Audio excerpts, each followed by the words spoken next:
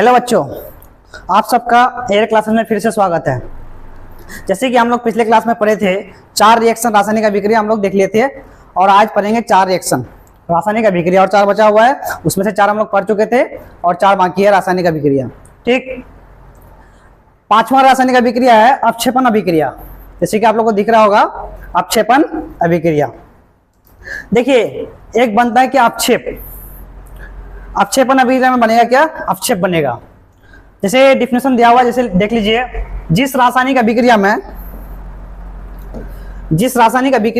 में कोई प्रतिबल ठोस के रूप में विलयन से अलग हो जाता है। कहीं कहीं लिखा हुआ पृथक मतलब क्या होता है? अलग ही होता है। पृथक मतलब अलग हो जाता है, उसे क्या कहते हैं हम लोग? अपक्षेपण अभिक्रिया। मतलब ठोस के रूप में किसी विलयन से अलग होना, वही क्या कहलाता है? क्या कहलाता है? अपक्षेप। और उसी रासायनिक अभिक्रिया को क्या बोलते हैं हम लोग? अपक्षेपण रासायनिक अभिक्रिया। जैसे देख लीजिए, एग्जाम्पल में क्या है? NaCl है, AgNO3 है, AgCl है और क्या है? NaNO3 है। ये तो हम लोग पढ़े हैं क्या? रिएक्टेंट में हो गया, ये क्या हो गया? प्रोडक्ट में। जब NaCl और AgNO3 को मिलाते हैं तो क्या बनता है? AgCl और NaNO3। जैसे देख लीजिए, एक ग्लास लेते हैं हम लोग,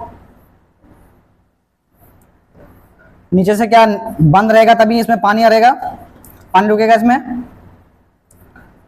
ठीक, देख लीजिए यहां होता क्या है, जब इसमें कोई सॉल्यूशन है, विलयन है, इसको घोल करके कुछ देर के लिए छोड़ देंगे तो यहाँ क्या बन जाएगा? एक अपक्षेप। क्या नीचे क्या जम जाएगा? अपक्षेप। और ये कैसा होता है? ठोस होता है, ठोस के रूप में पाया जाता है। जब NaCl को AgNO3 को मिलाएंगे तो क्या बन रहा है? AgCl और NO3। तो इसमें होता है क्या, इस सॉल्यूशन में जब हम AgNO3 NaCl मिलाएंगे तो अपक्षेप के रूप में कौन जमा होता है? यहाँ AgCl। क्या जमा हो जाता है? AgCl। किसके रूप में? अपक्षेप के रूप में, जो कैसा होता है? ठोस होता है। जो कैसा होता है? ठोस। तो किसी भी विलयन में हम अगर NaCl और को घोल करके छोड़ दें कुछ देर के लिए तो वो नीचे जम जाता है ठोस के रूप में, और वही क्या कहलाता है? अपक्षेप। और वो कौन सा होता है इस रिएक्शन में? AgCl होता है। क्लियर हो गया? NaCl और AgNO3 को जब सॉल्यूशन को या विलयन को कुछ देर के लिए हम लोग रख देते हैं तो अपक्षेप के रूप में क्या जमा होता है? AgCl, जो किस रूप में पाया जाता है? ठोस रूप में पाया जाता है। ठीक, तो ये 5वां रिएक्शन था जो क्लियर हो गया हम लोग का। 4 रिएक्शन तो पहले क्लियर हो चुका था। आगे देखते हैं क्या है? उदासीनीकरण अभिक्रिया, न्यूट्रलाइजेशन रिएक्शन। उसमें होता क्या है कि कोई अम्ल किसी भस्म से अभिक्रिया करके क्या बनाता है? लवण और जल बनाता है। देख लीजिए, जिस रासायनिक अभिक्रिया में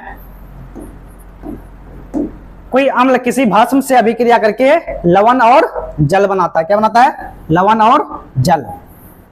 जल तो हम जानते ही हो, पानी। लवण होता है क्या? नमक। क्या होता है? नमक। हमारे साधारण भाषा में, आमचाल भाषा में क्या है? लवण को क्या बोलते हैं हम लोग? नमक बोलते हैं। से देख लीजिए, अम्ल HCl क्या होता है? अम्ल होता है, जानते ही हैं। इसको इंग्लिश में क्या बोलते हैं? एसिड। और NaOH क्या होता है? भस्म। और ये स्ट्रॉन्ग भस्म होता है, और ये क्या होता है? एसिड है। और दोनों मिला है, दोनों रिएक्शन मिला तो क्या बनाता है? एक NaCl और H2 को क्या बोलते हैं हम लोग? जल। और NaCl क्या हो गया ना आपका? लवण। क्या हो गया? लवण। इसी को क्या बोलते हैं हम लोग? नमक। तो आपको कहीं भी एसिड, अम्ल और भस्म दिख जाए तो आप लोग सोच लेना है कि ये कौन सा अभिक्रिया? रासायनिक अभिक्रिया जिसमें क्या बनेगा? लवण और जल बनेगा। कहीं भी देख लीजिए, चाहे वो स्ट्रॉन्ग एसिड हो या वीक एसिड हो, कोई फर्क नहीं पड़ता। एसिड और बेस होना चाहिए, अम्ल और भस्म होना चाहिए। उसके बाद वो क्या हो जाएगा? कौन सा रिएक्शन हो जाएगा? उदासीनीकरण अभिक्रिया हो जाएगा, जिसमें क्या बनेगा? लवण और जल बनेगा। उसी तरह दूसरा देख लीजिए एग्जांपल आप लोग। दूसरा एग्जांपल क्या है? H2SO4। ये भी क्या है? अम्ल है। और ये क्या है? KOH। ये क्या हो गया? भस्म। क्या बना? K2SO4। इसको भी क्या बोलेंगे हम लोग? लवण। ये भी क्या होता है?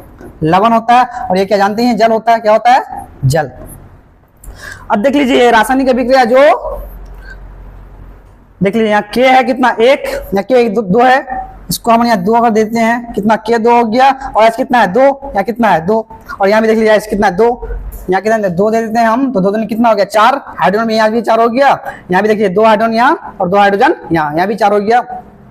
तो रासायनिक अभिक्रिया हो गया ये संतुलित रासायनिक अभिक्रिया। ये पहले संतुलित था नहीं, अब क्या हो गया बैलेंस हो गया या संतुलित हो गया रासायनिक अभिक्रिया। तो पहला क्या था एग्जांपल HCl, वो भी क्या था अम्ल, और NaOH क्या है भस्म, क्या बना लवण और जल। कोई दिक्कत नहीं है, जहां भी आपको अम्ल और भस्म देखे तो क्या बन जाएगा वो लवण और जल बनाएगा। और कौन सा अभिक्रिया होगा उदासीनीकरण अभिक्रिया। कोई भी एग्जांपल देके आपको अगर पूछ ले कि ये कौन सा अभिक्रिया तो क्या लिखना आपको उदासीनीकरण अभिक्रिया, अम्ल और भस्म दिखना चाहिए। ठीक, आगे देखते हैं हम लोग क्या है प्रकाश रासायनिक अभिक्रिया। नाम से क्लियर है, प्रकाश मतलब इस रासायनिक अभिक्रिया क्या चाहिए हम लोग को लाइट या प्रकाश चाहिए।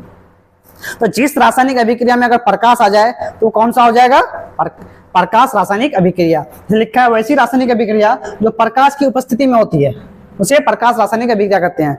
मतलब इस रासायनिक अभिक्रिया को होने के लिए क्या चाहिए लाइट प्रकाश। कहीं भी आपको अगर रिएक्शन के बीच में से एरो दिया हुआ ना, इसके बीच में आपको दिख जाए प्रकाश तो कौन सा हो जाएगा प्रकाश रासायनिक अभिक्रिया। ठीक, अगर इसको प्रकाश नहीं दिया जाएगा इस रासायनिक अभिक्रिया को तो इससे ये कभी भी बनेगा ही नहीं। इससे यहाँ क्या देखिए ये कौन सा रिएक्शन है, पढ़े होंगे बायो में आप लोग, जीव विज्ञान में पढ़े होंगे प्रकाश रासायनिक अभिक्रिया प्रकाश संश्लेषण क्या है कार्बन डाइऑक्साइड और क्या है जल, क्या बन रहा है ग्लूकोज और ऑक्सीजन। इसको हम लोग क्या बोलते हैं ग्लूकोज, देख लीजिए क्या बोलते हैं इसको ग्लूकोज। और ये क्या होता है ऑक्सीजन, जानते ही होंगे ऑक्सीजन। इसको अगर बैलेंस कीजिएगा 6 हो जाएगा, यहाँ भी 6 हो जाएगा, यहाँ भी कितना हो जाएगा 6। इसको बोलते हैं हम लोग कार्बन डाइऑक्साइड, इसको क्या बोलते हैं हम लोग जल, और ये क्या हो गया ग्लूकोज, ये क्या हो गया आपका ऑक्सीजन हो गया। जब इसमें आप प्रकाश नहीं दीजिएगा क्या है कार्बन डाइऑक्साइड भी अपने पास और जल भी है, ये प्लांट में होता है प्रकाश संश्लेषण अभिक्रिया। आप लोग फर्स्ट चैप्टर में पढ़ाया होगा आपको बायो में। तो जब तक कार्बन डाइऑक्साइड और जल है आपके पास, किसी प्लांट के पास कार्बन डाइऑक्साइड जल तो हमेशा होता ही है। कार्बन डाइऑक्साइड किससे वायुमंडल से लेता है और जल किससे लेता है अपने जड़ से ले लेता है, जमीन से ले लेता है, जल हो गया। लेकिन जब तक सनलाइट इसको नहीं मिलेगा, इसको इस रिएक्शन को कार्बन डाइऑक्साइड जल को जल से बनने के लिए आपको क्या चाहिए ग्लूकोज बनाना है। इसमें इसको ग्लूकोज बनाने के लिए आपको क्या चाहिए कार्बन डाइऑक्साइड तो चाहिए जो आपके पास है, जल भी आपके जल भी चाहिए जो आपके पास है ही, लेकिन आपको क्या चाहिए सूर्य प्रकाश। सूर्य प्रकाश आपको अगर किसी प्लांट को अगर रूम में रख दीजिए जहां सूरज की रोशनी नहीं पहुंचती है, जहां प्रकाश नहीं पहुंचती है, तो ये रिएक्शन कभी भी नहीं होगा। जिसका ग्लूकोज नहीं बनेगा, जो प्लांट का खाना नहीं बनेगा, तो प्लांट क्या हो जाएगा मर जाएगा और जिंदा रहने नहीं पाएगा। कुछ दिन रहेगा, जितना फूड स्टोरेज रहेगा उसके बाद कुछ दिन रहेगा, उसके बाद वो मर जाएगा। तो इस रिएक्शन के होने के लिए क्या चाहिए प्रकाश होना बहुत जरूरी है। और ये कौन सा रिएक्शन कहलाता है प्रकाश संश्लेषण अभिक्रिया। इसको बोलते हैं हम लोग प्रकाश संश्लेषण अभिक्रिया या प्रकाश रासायनिक अभिक्रिया। तो ये संश्लेषण हो रहा है किसका फूड का, कार्बन डाइऑक्साइड और जल से क्या बन रहा है फूड बन रहा है, ग्लूकोज बन रहा है। तो उसको क्या बोलते हैं हम लोग प्रकाश संश्लेषण अभिक्रिया। किसमें होता है ये प्लांट में होता है। जैसे दूसरा देख लीजिए, जैसे AgCl है, इसमें में अगर आप प्रकाश दे रहे हैं हम तो AgCl किसमें टूटेगा Ag में और Cl में, Cl2 होता है, फ्री फॉर्म में रहेगा। ये किसमें रहेगा Cl2 फॉर्म में रहेगा। उसी तरह AgBr क्या रहेगा AgBr2 इसी तरह। लेकिन इसमें प्रकाश होना बहुत जरूरी है। जब तक जिस रासायनिक ये वाला रासायनिक अभिक्रिया जैसे प्रकाश संश्लेषण अभिक्रिया या AgCl का अभिक्रिया या AgBr का अभिक्रिया, इसमें आप अगर प्रकाश नहीं दे रहे हैं तो इसमें रिएक्शन होगा ही नहीं। तो इसको प्रकाश नीडेड है, जरूरी है। मतलब इसमें प्रकाश होगा तो रिएक्शन होगा, प्रकाश नहीं होगा तो रिएक्शन नहीं होगा। उसी तरह जिस रासायनिक अभिक्रिया में अगर प्रकाश आ गया वो कौन सा हो गया रासायनिक प्रकाश रासायनिक अभिक्रिया हो गया। आपको अगर एग्जाम में दे दे AgCl और यहाँ प्रकाश दे दे और Ag और Cl2 दे दे तो आपको कहेगा कि कौन सा रासायनिक अभिक्रिया, तो क्या बोलना आपको प्रकाश रासायनिक अभिक्रिया, क्योंकि यहाँ प्रकाश दिख जाएगा आपको। वर्ड से क्लियर है, प्रकाश तो कौन सा अभिक्रिया हो जाएगा प्रकाश रासायनिक अभिक्रिया। ये क्लियर हो गया। आगे देखते हैं हम लोग ऑक्सीकरण अपकरण अभिक्रिया। ये देखिए बहुत इंपोर्टेंट अभिक्रिया है ये ऑक्सीकरण अपकरण अभिक्रिया। ऑक्सीकरण अपकरण अभिक्रिया क्या होता है हमेशा साथ साथ होता है। हमेशा जब ऑक्सीकरण होगा तो क्या होगा अपकरण भी होगा। जिस रासायनिक अभिक्रिया में ऑक्सीकरण होगा उस रासायनिक अभिक्रिया में उसी साथ साथ, ये नहीं जो पहले ऑक्सीकरण हो रहा है फिर बाद में अपकरण हो रहा है, ऐसा नहीं, ऑक्सीकरण के साथ साथ क्या होगा, अपकरण हमेशा साथ साथ होता है। तो क्या हो जाएगा, देख लीजिए, ऑक्सीकरण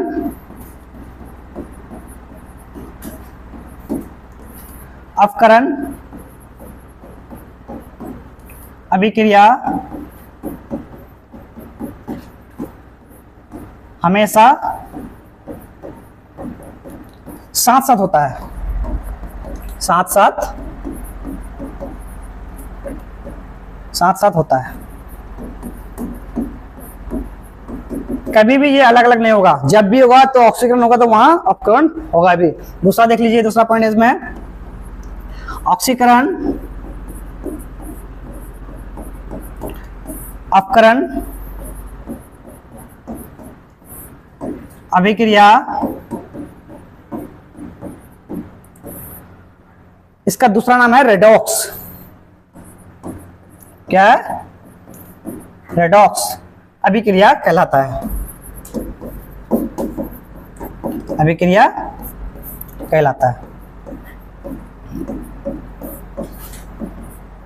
मतलब ऑक्सीकरण अपकरण अभिक्रिया को रेडॉक्स अभिक्रिया भी कहते हैं। मतलब इसका नाम हो गया क्या, ऑक्सीकरण अपकरण, जो हमेशा क्या होता है, साथ साथ होता है, कभी भी अलग अलग नहीं होगा। जहां ऑक्सीकरण होगा अपकरण भी होगा। और इसका क्या होता है, ऑक्सीकरण अपकरण अभिक्रिया, दूसरा नाम क्या है, रेडॉक्स। इसमें क्वेश्चन बहुत पूछता है कि ऑक्सीकरण अपकरण अभिक्रिया क्या कहते हैं हम लोग, रेडॉक्स अभिक्रिया भी कहते हैं। अब देख लीजिए, अलग अलग पढ़ना है हम लोग को, ऑक्सीकरण और अपकरण अलग अलग पढ़ना है। ऑक्सीकरण में होता क्या है, ऑक्सीजन जुड़ेगा, और अपकरण में क्या होता है, ऑक्सीजन हटना है। तो एक रिएक्शन से हम दिखाएंगे कि ऑक्सीकरण जब हो रहा है तो उसमें ऑक्सीजन जुड़ रहा है, जब अपकरण हो रहा है तो उससे ऑक्सीजन हट रहा है। इसमें दो पॉइंट है, ऑक्सीजन अगर जुड़ रहा है तो भी ऑक्सीकरण है, उससे अगर हाइड्रोजन हट भी रहा है तो क्या है, ऑक्सीकरण है। अपकरण में क्या होता है, ऑक्सीजन का हटना या हाइड्रोजन का जुड़ना, वो क्या कहलाएगा, अपकरण। और ऑक्सीकरण क्या है, ऑक्सीजन का जुड़ना और हाइड्रोजन का हटना। इसमें कंफ्यूजन वाला बात है, जिसको हम लोग एक रासायनिक अभिक्रिया से बता देंगे कि ऑक्सीकरण क्या है, अपकरण क्या है। तो ये चार रासायनिक अभिक्रिया हो गया। हम लोग पिछले क्लास में भी चार रासायनिक अभिक्रिया पढ़े थे, और इसमें भी क्या हो गया, चार रासायनिक अभिक्रिया हो गया। हम लोग का 8 रासायनिक अभिक्रिया टोटल हो गया। इसी 8 रासायनिक अभिक्रिया से आपको क्वेश्चन पूछेगा, तो इसी 8 रासायनिक अभिक्रिया से पूछेगा, इससे अलावा और कोई भी नहीं पूछेगा। हमको सिर्फ क्या पढ़ना है, ऑक्सीकरण और अपकरण अभिक्रिया क्या होता है। ऑक्सीकरण अभिक्रिया तो बता दीजिए, जो ऑक्सीकरण और अपकरण एक साथ ही होगा हमेशा, और उसको कौन सा अभिक्रिया भी बोलते हैं, रेडॉक्स अभिक्रिया भी बोलते हैं। अब पढ़ना है, ऑक्सीकरण अलग से पढ़ना है और अपकरण अलग से पढ़ना है, कि ऑक्सीजन किसमें जुड़ेगा या किसमें ऑक्सीजन हटेगा, या हाइड्रोजन किसमें जुड़ेगा, हाइड्रोजन कब तक किसमें हटेगा। तो 8 रिएक्शन हम लोग का हो गया। आगे देखेंगे हम लोग ऑक्सीकरण अपकरण। तब तक के लिए थैंक यू।